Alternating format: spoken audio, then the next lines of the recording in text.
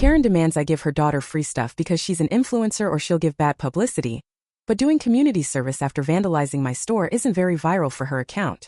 To start, I have to say that I own a small clothing store for teenagers in my city. I love what I do and enjoy helping girls find outfits that make them feel confident and fashionable. Except for some occasional customers. Like a couple of days ago, when I experienced such a surreal situation with a customer and her daughter that I'm still trying to process it. It was around 3 p.m. on a Thursday when this lady entered my store with an expression I didn't like, followed by her teenage daughter who looked like a mini copy of her, with the same attitude of superiority. I stopped what I was doing and approached with my best smile to greet them. "How can I help you today?" I said kindly.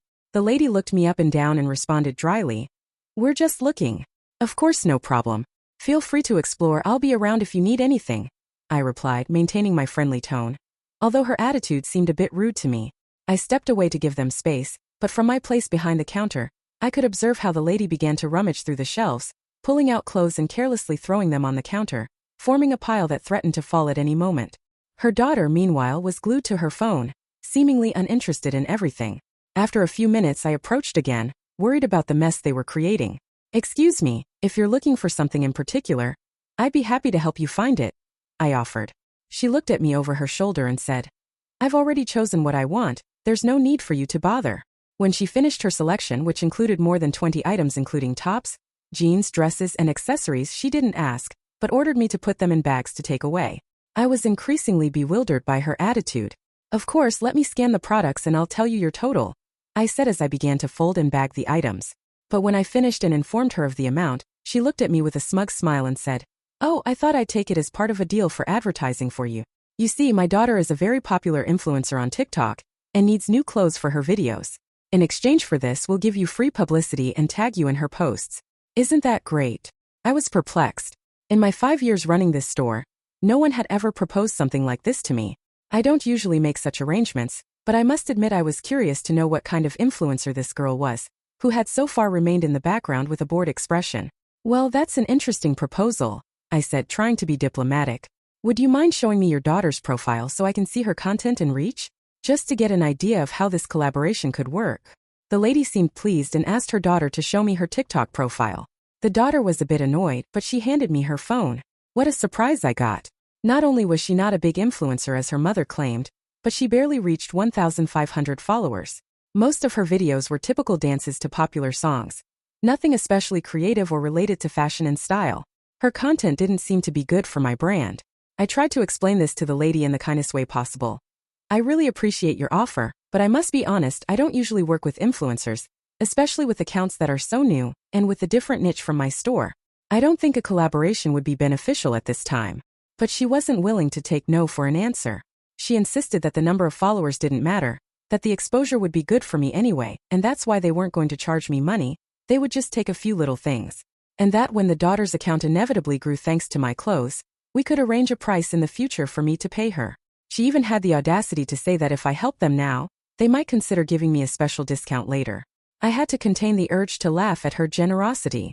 I tried to remain firm and professional. "I'm sorry, but as I explained, I'm not interested in that type of arrangement. I value my merchandise and only sell it in exchange for the established price. I hope you can understand my position." That's when the lady transformed. She frowned and angrily told me that they hadn't driven 30 minutes and spent gas for me to refuse. According to her, I owed them those clothes for their effort, or failing that, I had to reimburse them for the fuel for making them waste their valuable time. I was increasingly incredulous at her absurd arguments. "Excuse me, but I didn't ask you to come, nor did I promise you anything. I can't be responsible for your decision to drive here." But she continued with her speech, telling me that all stores make these kinds of deals, and that I was a terrible negotiator for wasting the opportunity.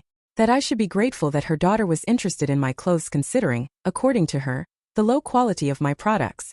Basically, she implied that my store was awful, and that she was doing me a favor by wanting to associate her daughter with me. The last straw was when she suggested that if I ran my business with this mentality, it would be best if I considered doing something else.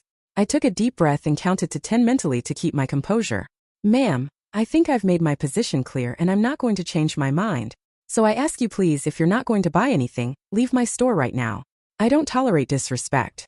She turned red with fury and started screaming like a madwoman, calling me ungrateful and threatening to ruin my reputation. She told her daughter to start recording, that they were going to expose my terrible service on their social media. I was already fed up with her circus and decided to end the discussion once and for all. Alright, enough.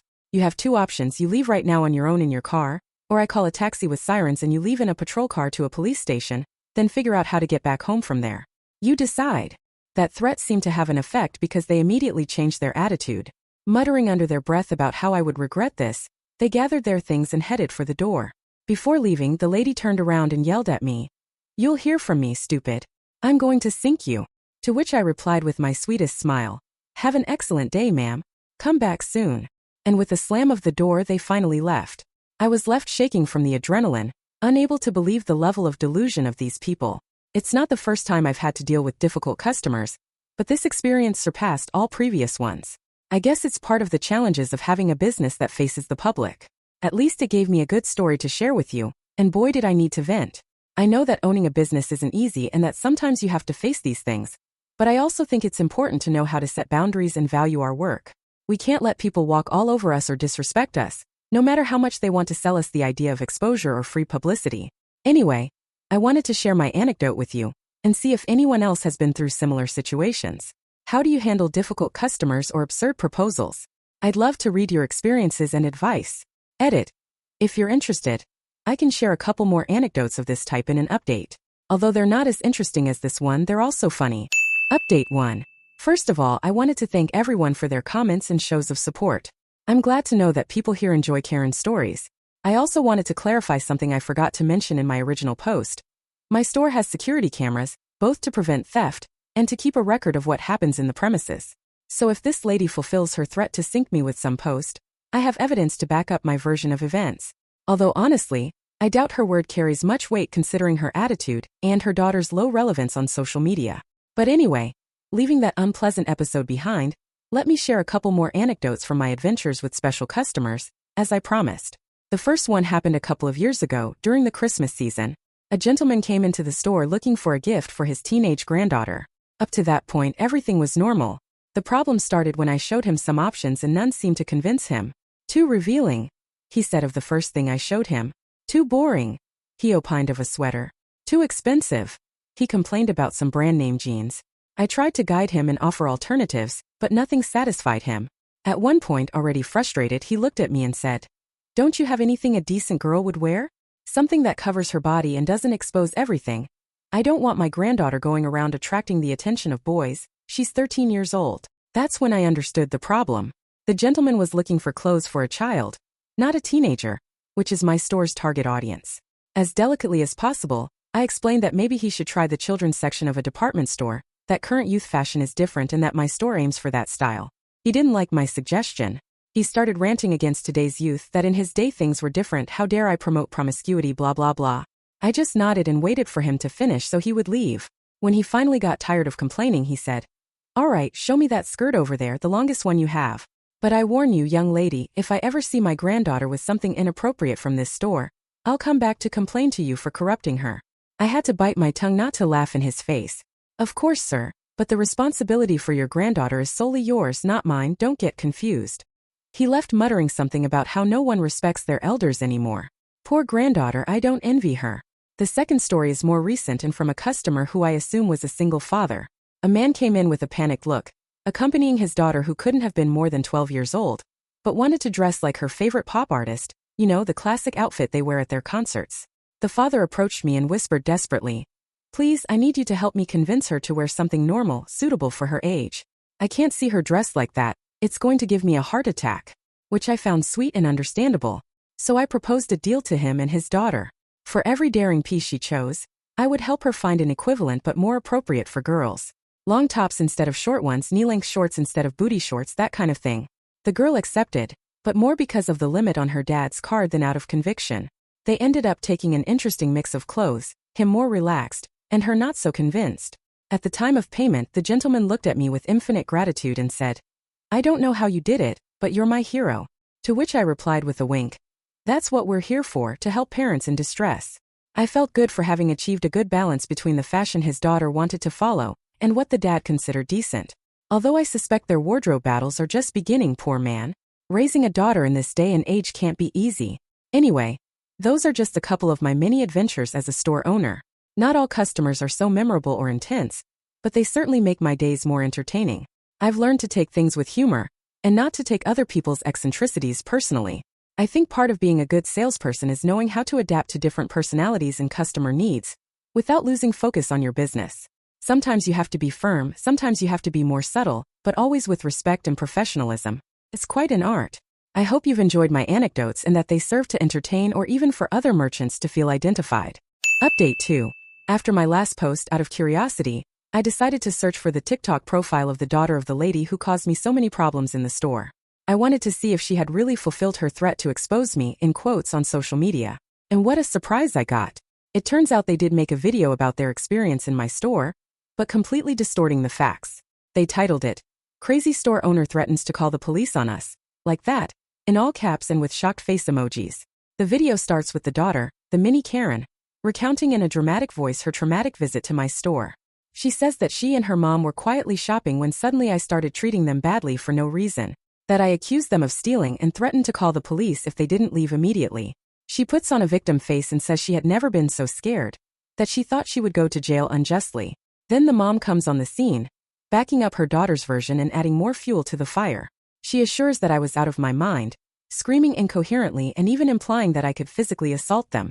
She describes my store as a dirty, messy place with clothes of terrible quality, saying that it's no wonder nobody buys there with such a deranged owner. The cherry on top is that they show fragments of the video they recorded in the store without my consent, but conveniently edited to make it look like I'm kicking them out for no apparent reason. You can clearly hear when I tell them to leave or I'll call the police, but they omit all the previous discussion where I refused their blackmail and got fed up with their rudeness. The video closes with the daughter calling on her followers to share their story and expose my business, so that no one else goes through what they experienced. She puts on teary eyes and thanks her community for their support, saying that she and her mom are still affected by the bad time. I was frozen watching so many lies together. I couldn't believe the level of manipulation and victimization of this pair. They were painting a completely false picture of what happened, making me look like the villain of the story when they were the ones who disrespected me and tried to scam me. The worst part is that the video was having quite a reach, much more than I would expect for an account with so few followers. It already had thousands of views, likes, and comments from people outraged at me, saying I was abusive, crazy, and even suggesting boycotting my store for being a bully. I couldn't believe it. My reputation, which I've worked so hard for, was being tarnished by a pair of liars with an influencer complex. I felt a mix of rage, helplessness, and anguish. After thinking for a while, I decided to take action. The first thing I did was report the video to TikTok for defamation, and for using my image without consent. I attached my version of the events and requested that this false and harmful content be removed from my business. I knew the review could take some time, but at least I had set a precedent. I wasn't going to let them defame me for free, no matter how much of an influencer they thought they were. But I didn't just sit back waiting for the platform's response. I decided to use my own weapons to tell my side of the story. I put together a video with the recordings from the store's security cameras, where you can clearly see the haughty attitude of the customer and her daughter, how they mess up my merchandise, and how she starts shouting. Unfortunately, the video doesn't have audio, so I added my voice narrating the events as they occurred. I also made a small montage at the beginning with screenshots from their video, to show the contrast between their version and reality. I uploaded it to my own TikTok, which until now I only used to promote the store, not for drama. In the description, I put the context of the situation, the relevant tags, and of course the username of the little Karen, so there's no doubt who I was talking about. I'm not naive, I know they'll probably report my video as I did with theirs.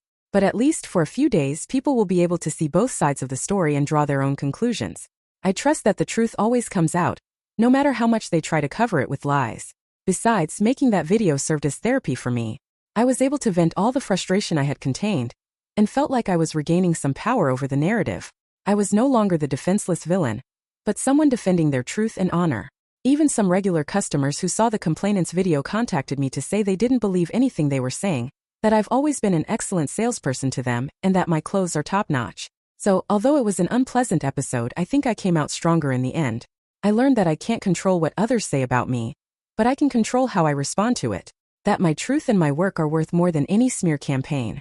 Now I just have to wait for TikTok to take action and take down that defamatory video. But whatever happens, I'm still standing stronger and more seasoned than before. Update 3.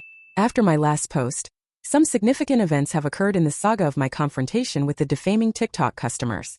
First, the platform took action and removed both their video and mine. Although mine was removed after a few days. Apparently, They decided to cut their losses and remove both pieces to avoid further controversy. Honestly, I'm not bothered at all, because my video had already served its purpose of exposing their biased version and making my side of the story known. Interestingly, after the publication of my video and before it was removed, several people who had initially defended Karen and her daughter backtracked and offered me public apologies. Some even made their own videos admitting that they had rushed to judge me without knowing all the facts and that, upon seeing the evidence I presented, they realized that the complainants were blatantly lying. It was comforting to see that the truth does have weight on social media, and that not everyone is swayed by the first sensationalist story they see. Obviously, there were skeptics who continued to question my version, but they were a minority. Most acknowledged their mistake and vindicated me. For their part, the mini-influencer's account was filled with negative comments from outraged users. They reproached her for trying to destroy my reputation with false accusations and demanded that she retract. Instead of facing the music, the girl chose to disable comments, a clear sign that she had no way to defend herself against the criticism. All this commotion had an unexpected but welcome effect on my own TikTok account. Almost overnight, my number of followers increased, going from a few hundred to several thousand. It's too early to know if this new virtual fame will translate into a real increase in sales at my physical store, but I'm hopeful. At least, I've noticed that the flow of customers these last few weeks has been higher than usual, with several girls telling me they come because they saw me on TikTok and wanted to see the now famous crime scene. In quotes. Some even ask me for selfies as if I were a local celebrity. It's flattering, but I try not to get dazzled. I know that internet fame is ephemeral, and that what's important is maintaining the same quality as always in my attention and my products. If the TikTok boom brings me more loyal customers, great, but if not, I'll continue working with the same dedication as always for those who already know me and trust me. But not all has been good news in this period. A few days ago, when I arrived early to open the store, I found the unpleasant surprise that someone had vandalized my window during the night. They had spray-painted several obscene scribbles and insulting words like bitch and scammer. As my camera system only records the interior, I had no way of knowing who had been responsible. Luckily, a neighboring merchant who was opening his store at the same time approached to offer his help. He told me that he did have an outdoor camera, and that he was going to review the recordings from the previous night in case it caught something. Indeed, in the video from his camera, 3 hooded figures could be seen quickly painting my window and then fleeing. From their build and movements, they seemed to be teenagers, but due to the angle of the camera, it was impossible to identify them. I didn't give up and started asking other nearby businesses if they also had cameras that might have recorded the incident from another angle. I was fortunate that a couple of blocks down there was a store with a high-definition camera perfectly located, which not only captured the 3 vandals, but clearly recorded their faces when they passed by. It was Karen's daughter and 2 friends, laughing maliciously at their vile act. The recording was so clear that there was no possible doubt. I immediately went to the nearest police station to file a formal complaint against the 3 minors for damage to private property and intimidation. I wanted to leave an official record of their harassment to be able to take legal action if the situation escalated. It was tedious having to go file the complaint and lose half a morning with that, but at least in the afternoon I had many sales and made up for having lost that time with the complaint. Update 4. Just when I thought the issue with the problematic customers was behind me with the vandalism complaint, it turns out that the lady, the older Karen, had the audacity to show up at my store to negotiate about the matter. It was a few days after I filed the complaint against her daughter and her friends for the graffiti. I was in the store attending to some customers when I saw her enter with her typical expression of superiority and looking at everything with disdain, as if my store was unworthy of her presence. I took a deep breath and mentally prepared myself for the confrontation that was coming, but I tried to keep my composure because there were other people present. I approached her with my best professional smile and asked how I could help her, although it was evident she wasn't there to buy anything.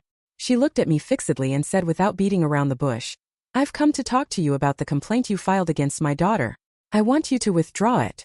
I was a bit taken aback by her frankness, but I quickly recovered and replied firmly, "I'm sorry, ma'am, but that's not possible. Your daughter and her friends committed a crime by vandalizing my property, and I'm well within my rights to report it." She snorted with annoyance and tried to appeal to my compassion. "Please don't be so dramatic. It was just a teenage prank, it's not that serious. Do you really want to ruin my daughter's future over this?" I told her with all the serenity I could muster. "Look, ma'am, nothing your daughter has done against me has been a simple prank. First, she tried to extort me for free clothes in exchange for fake publicity. Then she defamed me on social media with lies, and now this? These are premeditated attacks to harm me for not giving in to her blackmail. No, I'm not going to withdraw the complaint, period." The lady turned red with rage and started complaining. "But how can you be so insensitive? Don't you realize this could stain my daughter's record and affect her chances of getting into university or finding a job? And all for what? For a misunderstanding and an innocent joke? You really are a bitter, heartless woman. At that point I couldn't hold back anymore and I exploded. Me insensitive? Me bitter? But you and your daughter are the ones who have shown a total lack of empathy and respect from the beginning. At no point have you shown the slightest remorse for your actions, nor have you sincerely apologized. You're only concerned about the consequences for yourselves, not the damage you've done to me and my business. And now you're trying to give me moral lessons? Please. After an awkward silence, she changed her strategy and opted to appeal to my feminine and maternal side. Well, I understand that you're upset and hurt, but think a little about my situation too. This scandal has brought me a lot of problems with the other parents at the school. My daughter's friends had stayed over at my house that night and snuck out without me noticing to play this little prank. But of course, now the parents blame me for not watching them properly and treat me like I'm irresponsible. I'm just a single mother doing the best I can. I don't have eyes in the back of my head. I replied without flinching. Look, ma'am, I'm sorry you're having difficulties with the other parents, but that's not my problem. You were the adult responsible for those girls that night, and apparently you didn't set the necessary boundaries. In fact, I wouldn't be surprised if the idea for the little prank came from you, given our history. So don't come crying to me about the consequences of your own actions. I'm not the bad guy in this story for reporting a real crime and seeking justice. Seeing that this wasn't working, she pulled out her last card. She reached into her purse and took out her wallet, from which she extracted a wad of bills that she put on the counter. Look, let's do something. Here's $200 in cash. Withdraw the complaint against my daughter and her friends, and this money is yours to compensate for the troubles. Everyone wins, right? She said with her fakest smile. I took the wad with my fingertips as if it were something dirty and firmly returned it to her. Keep your money, ma'am. I doubt $200 will be enough to pay the fine you're going to get for the damages caused. The police told me it could be up to 10 times that, plus the community service hours they'll impose on your daughter. So save that for what's coming. The Karen's face went from red to purple with pure contained rage. It was clear she wasn't used to being rejected like this. But instead of exploding, she took a deep breath and decided to up the ante. Look, I'll propose something better. $2,000 in cash here and now, and we withdraw the complaints and start with a clean slate. Think of all you could do with that money to improve your store. It's more than a generous offer, don't you think? She insisted. I gave her a look and replied, You know what, ma'am? I don't want your money. There's no amount that can compensate for the harm you and your daughter have done to me, nor that would make me give up my right to defend myself legally. I prefer that both of you face the real consequences of your actions, that you feel the weight of the law and learn the lesson, rather than getting away with it with a few bills. Justice is not for sale, at least not mine. The woman opened her eyes and mouth in a gesture of supreme indignation, as if she couldn't process my refusal. I guess in her world of privilege she's so used to getting her way. She put the bills away with a brusque gesture and gave me a look loaded with contempt and resentment.